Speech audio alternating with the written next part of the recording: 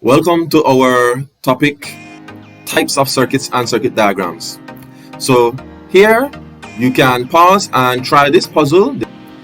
So what is a circuit? It is a path between two or more points along which an electric current can be carried. Whenever we think of circuits, they can be either closed or open. Electrons can only follow a complete unbroken path, which we call a closed circuit. However, sometimes we don't want a closed circuit. For example, when you turn on and off the lights. When you turn on the lights, all your switch does is it closes the circuit. And when you cut off the lights, all your switch does is it opens the circuit. There are basically two types of circuits, what we call series and parallel. A series circuit is a closed circuit in which the current has only one path to take. A parallel circuit is one in which there are multiple pathways, meaning two or more. So, whenever you're dealing with your Christmas tree lights, they can be connected in either series or parallel. If they are connected in series, when one light bulb stops working, then all of them will stop working. So that's how you know if your Christmas tree lights are connected in series. On the other hand, if you see that your Christmas tree lights work in a way where you can identify that one bulb has stopped working but the others still work, then that's because they are connected in parallel. And that's because the current can still flow through those other multiple pathways to the other light bulbs. Now, let's take a quick look at the various circuit symbols. First off, there's the earth wire. This is the third pin on some of your appliances. It is called the earth wire because it is there as a safety device to take extra electrons whenever there is a surge from your appliance down to the earth.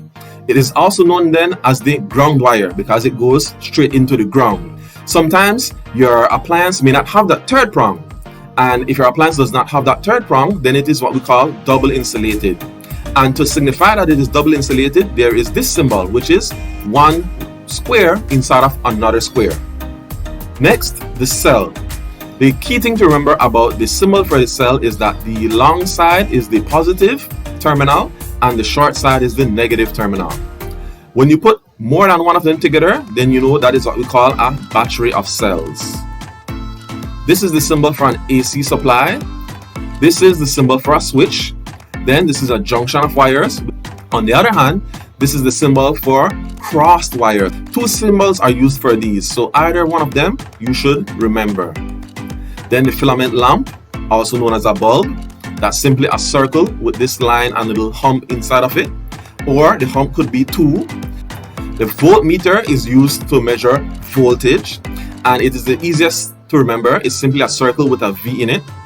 The ammeter is used to measure current, and again, also easy, a circle with an A in it. Then there's the galvanometer, which is also easy. There is the circle with a G in it, but there's a second one, a circle with an arrow in it. A semiconductor diode is an electrical component that is used to have current flow in one direction only, but not the other. So the direction of this arrow tells you that's the way current should flow. If the current were to flow in the opposite direction coming back this way, then the line here shows that it should stop it. A fuse, we have two symbols for the fuse. What is a fuse? Well, it's simply a thin little wire that is designed to melt if there is too much current running through it. A fixed resistor, two symbols for those, simply a rectangle or these jagged lines. A variable resistor, very similar to the previous ones, but there is the arrow. An electric motor, easy to remember. There is a circle with two rectangles on both sides. And finally, a transformer, one of the weirdest looking symbols that you will see. So for now, let's go to Mr. Physics on the whiteboard, explaining some examples of series circuit calculations. Hey, thank you, Mr. Physics. You know, you're an okay guy. So, when it comes to series circuits, right, girls, there are a couple things that we have to remember. The first one of them is that the current throughout a series circuit is the same everywhere. It does not vary. It is constant. The second thing we need to remember is that the voltage across circuit components, that varies, and it varies directly with the resistance. What does that mean? It means that the greater the resistance of that circuit component, then the greater the voltage. Now, why are those two things the way they are? Well, let's take a look at this circuit here to explain. Remember that current is the flow of electrons. If it is a series circuit, then there is only one pathway for the electrons to flow. It has to go through this resistor, then through that filament lamp, then through that motor. So there is no other way for the current to flow, right? Which means then that it cannot split up this way and split up that way, and you have different amounts going this way and different amounts going that way. It has to be the same amount of charge that goes through this resistor, that goes through that filament lamp, that goes through that motor. However, when it comes to voltage, let's remember what voltage is now. Voltage is also known as potential difference, right? It's the potential difference in the electrical energy that those electrons contain. So when the electrons, the current goes through this circuit component, it loses some of its energy because it is slowed down by this resistor. When it goes through that electric component, the filament lamp, it loses some energy. Some of its energy gets changed from electrical energy to light energy. And when it goes through this motor, again, some of its energy changes. It goes from electrical energy into mechanical energy. Each time, the electrons lose energy before and after that circuit component. So before it had more potential energy to do work, after it had less. So there's a difference between how much potential energy it has, hence the name potential difference. So it takes more energy to pass through this one here, the resistor, which has 2 ohms of resistance, compared to the motor, which has only 1 ohm of resistance. It takes twice as much energy, in fact. Here, the filament lamp, since it has the most resistance, then it takes the most amount of energy to jump over that hurdle, you can think of it as, right? So, 2 important things to remember, as was stated. Now, let's see. In a problem like this, we have to apply those 2 problems along with other things that we have learned to figure out what's the current reading on these ammeters and what's the voltage reading on these voltmeters. So, first thing we need to do is we need to now use our new formula that the total resistance is equal to simply the sum of all the individual resistors. Whenever you add resistors in series, you're just adding more resistance to the circuit, thereby leaving less current to flow. Why would you want that? Well, let's say maybe we didn't have this resistor here and we only had the filament lamp and the motor. If we only had these 2, there would be more current flowing because there's less resistance. There's an inverse relationship to current and resistance as per Ohm's law. So if there was more current, then the motor would spin too fast. So sometimes you would add a resistor to the circuit to then reduce the number of electrons flowing. In other words, reduce the current.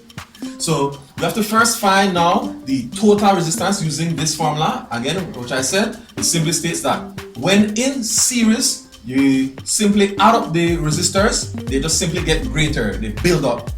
So 2 plus 3 plus 1 gives us 6 ohms. So the total resistance is 6 ohms.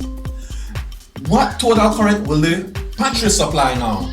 Well, we use the formula supplied to us by Mr. Ohm, right? According to Ohm's law, the current will be the voltage divided by the resistance. So here, we're talking about the total current, the total voltage, and the total resistance.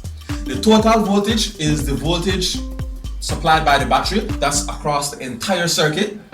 The total resistance we just found to be 6 ohms. So 24 divided by 6 gives us 4. So 4 amperes. So the amount of current that flows through this ammeter, ammeter 1, is 4 amperes. How do we find the current that flows through the second ammeter? Well, there is nothing to calculate. If we remember the first rule of series circuits, the current is the same throughout, right? It does not vary, it is constant. So if there's 4 amperes flowing through this ammeter, it has to be the same 4 amperes flowing through the second ammeter. It is 4 amperes flowing through the entire circuit. Alright? Next, what will be these voltmeter readings? What is the voltmeter reading across this resistor? Alright, across this circuit component? Well, it's 24 volts across all three circuit components, and then it is split up proportionately across the three of these. So to find the voltage across this resistor only, we have to use the resistance of that circuit component. So what current runs through it? It is 4 amperes. Its resistance is 2 ohms. So 4 times 2 gives us 8 volts. The second one, we then use similarly the resistance for this circuit component. That is 3 ohms. It's the same current of 4. So 4 times 3 gives us 12 volts. So it takes 8 volts of push to drive the electrons through this resistor, and it takes 12 volts of push to drive the electrons then through that filament lamp. How much push does it take to drive the electrons through this motor? Well, we could do that a couple of ways. We could use the same formula and multiply the same current of 4 amperes times this resistance, which is 1, and 4 times 1 will give you 4.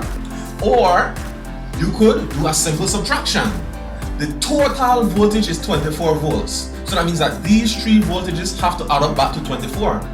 So if you don't want to do multiplication anymore, or if let's say you don't know what the current is, but you know what the other two voltages are, that might be the case in some problems, you could then just simply add together these two voltages and subtract it from the total.